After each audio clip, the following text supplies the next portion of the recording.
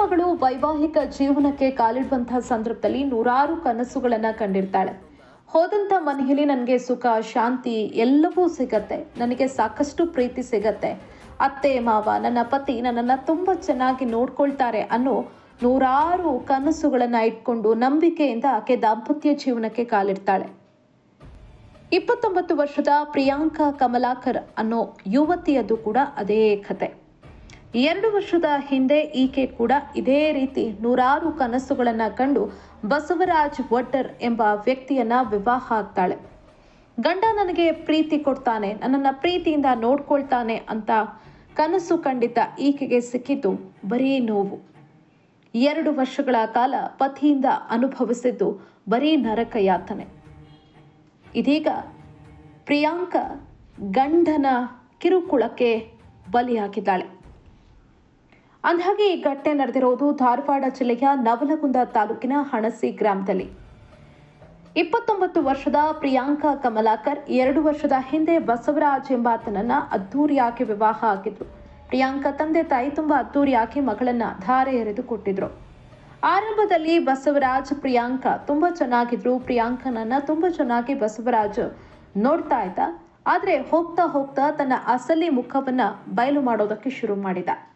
ಮದುವೆ ಆದ 1 ವರ್ಷ ಆಗ್ತಾ ಇದ್ದಂತೆ ಪ್ರಿಯಾಂಕಾಳಿಗೆ ಬಸವರಾಜ್ ಮತ್ತು ಆತನ ಕುಟುಂಬಸ್ಥರು ಕಿರುಕುಳ ನೀಡೋದಕ್ಕೆ ಶುರು ಮಾಡಿದ್ದಾರೆ ಅಂತ ಇದೀಗ ಪ್ರಿಯಾಂಕಾ ತಂದೆ ತಾಯಿ ಆರೋಪವನ್ನ ಮಾಡಿದ್ದಾರೆ.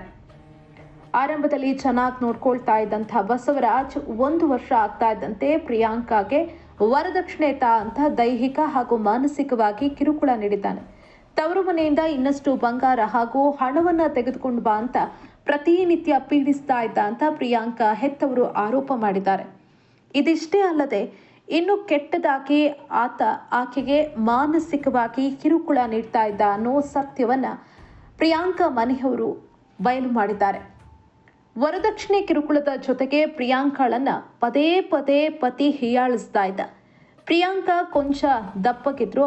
ಆ ಕಾರಣಕ್ಕೆ ಆಕೆಯನ್ನ ಪ್ರತಿದಿನ ಪತಿ ಬಸವರಾಜ್ ವಟ್ಟರ್ ಹೀಯಾಳಿಸ್ತಾ ಇದ್ದ, ಜಗಳ ಮಾಡ್ತಾ ಇದ್ದ.